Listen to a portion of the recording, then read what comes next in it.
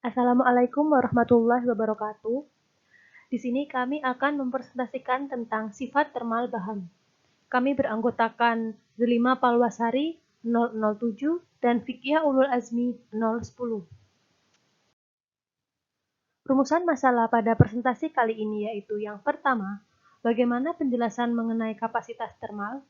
Yang kedua, bagaimana penjelasan mengenai ekspansi termal. Yang ketiga, bagaimana penjelasan mengenai konduktivitas termal.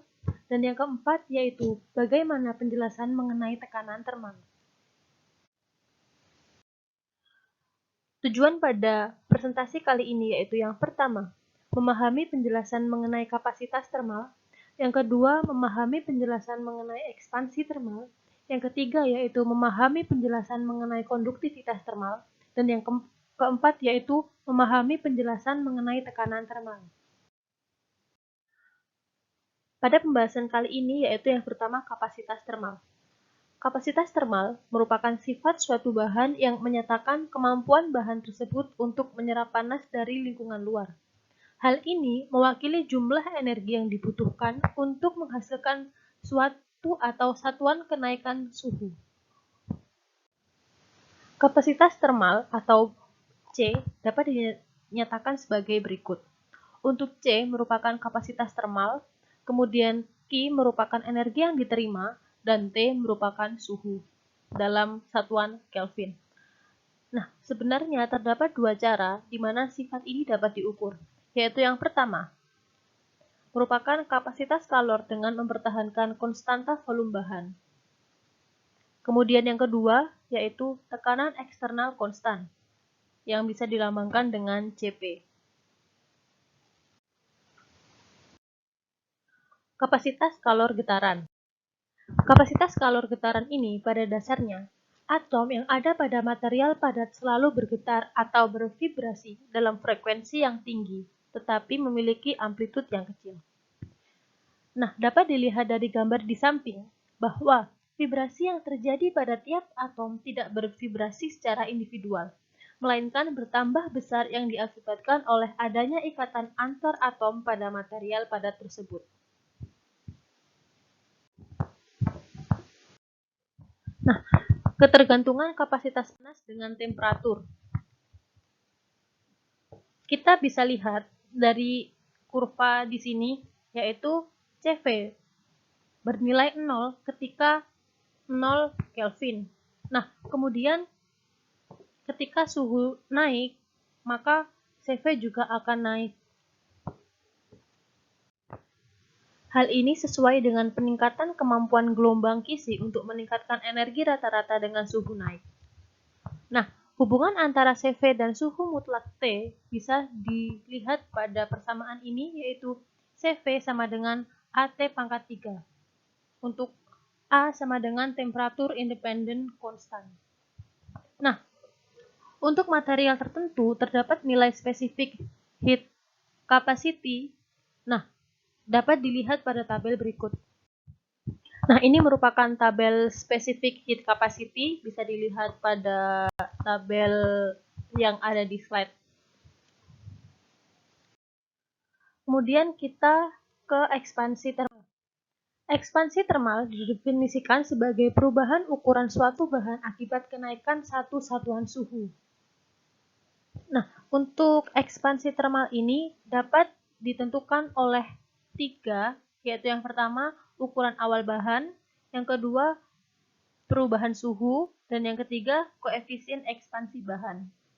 Nah, ekspansi termal ini itu dapat dikatakan dengan perubahan dimensi yang terjadi akibat adanya perubahan temperatur. Kemudian koefisien ekspansi termal. Nah, koefisien ekspansi termal dapat ditentukan dengan persamaan alfa sama dengan LT min L0 per L0 dikali T1 min T0. Nah, di sini sudah ada keterangannya, yaitu alfa merupakan koefisien ekspansi termal, L0 merupakan panjang sampel pada suhu T0, T0 merupakan suhu awal, LT merupakan panjang sampel pada suhu T, dan TT merupakan suhu akhir.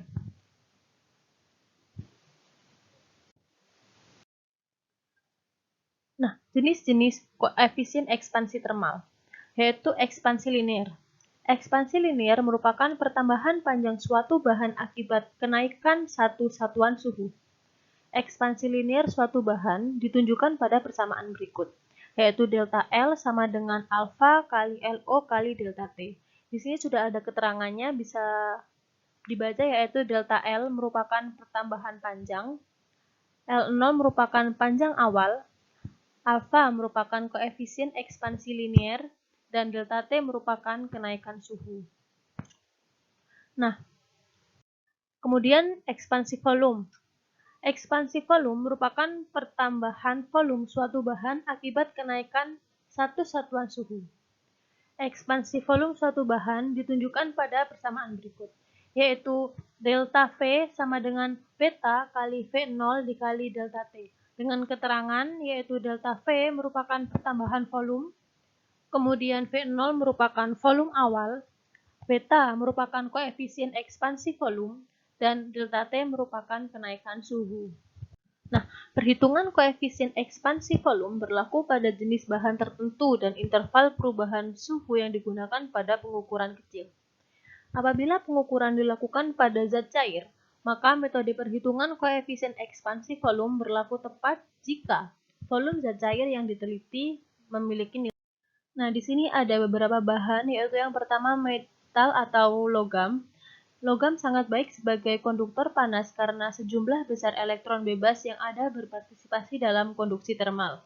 Yang kedua yaitu keramik. Bahan non-logam adalah bahan yang cocok digunakan untuk isolator termal karena memiliki jumlah elektron bebas yang tidak banyak. Dan yang ketiga yaitu polimer. Polimer sering digunakan sebagai isolator termal karena konduktivitas termal yang rendah. Seperti halnya keramik, sifat insulatifnya dapat ditingkatkan dengan dibuat pori-pori kecil yang biasanya disebut dengan berbusa. Kemudian, konduktivitas termal. Sifat yang menunjukkan kemampuan suatu bahan untuk mengirim panas disebut sebagai konduktivitas termal, yang dapat dilihat pada persamaan berikut, yaitu Q sama dengan min K dikali dt per dx, dengan Q merupakan fluks panas atau aliran panas per satuan waktu per satuan luas, atau area yang diambil tegak lurus terhadap arah aliran. Kemudian K merupakan konduktivitas termal, dan dt per dx merupakan gradien suhu melalui media konduktor. Mekanisme konduksi termal. Elektron bebas atau yang terkonduksi berpartisipasi dalam konduksi termal elektronik. Gain atau penguat pada energi kinetik diberikan pada elektron bebas di daerah spesimen panas. Kemudian, elektron berpindah ke daerah yang lebih dingin, di mana energi kinetik diangkut ke atom itu sendiri sebagai energi vibrasi dan merupakan dampak dari tabrakan dengan fonon atau ketidaksempurnaan dalam kristal. Kontribusi K ke konduktivitas termal meningkat seiring dengan meningkatnya konsentrasi elektron bebas karena semakin banyak elektron yang bisa berpartisipasi di dalam proses perpindahan panas itu sendiri. Nah, di sini kita membahas tentang tekanan dan tegangan termal. Tekanan termal terjadi akibat ekspansi termal yang terikat dan mengalami kontraksi. Sedangkan tegangan termal merupakan sebuah prinsip di mana terjadi aliran elektron di sepanjang konduktor yang memiliki nilai termal atau panas. Adapun konsep perhitungan yang dipakai adalah konstanta Boltzmann atau dilambangkan dengan K, dan muatan elemen dilambangkan dengan konstanta Boltzmann. Bisa dilihat pada rumus K sama dengan R per NA, yaitu nilai K merupakan rata-rata energi dari partikel yang bergerak pada suatu benda secara acak, dan pergerakan itu akan menimbulkan termal. Sementara itu, pergerakan partikel tersebut tidak hanya membawa termal, melainkan juga membawa elektron-elektron listrik atau muatan listrik. Nah, untuk Na merupakan nilai konstanta Avogadro dengan nilainya yaitu 6,022 plus minus 0,000003 dikali 10 pangkat 23. Nah, Semakin rapat partikel dan semakin banyak partikel yang bergerak, maka partikel yang membawa energi listrik juga semakin besar. Oleh karena itu, dituliskan sebagai rata-rata nilai energi listrik, yaitu VT sama dengan K dikali T per Q. Demikian presentasi dari kelompok kami. Apabila ada kesalahan, mohon dimaafkan. Wassalamualaikum warahmatullahi wabarakatuh.